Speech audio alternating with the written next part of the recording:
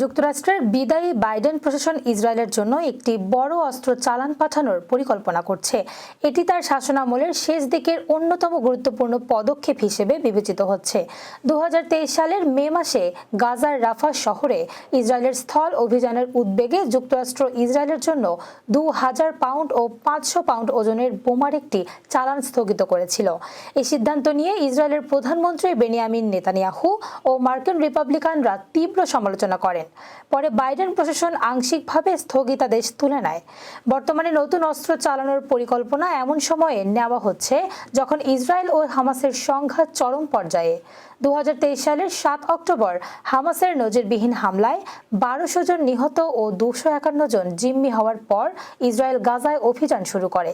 হামাসের নিয়ন্ত্রিত স্বাস্থ্য মন্ত্রণালয়ের দাবি, অভিযানে গাজায় এখন পর্যন্ত 45,580 জন নিহত হয়েছেন।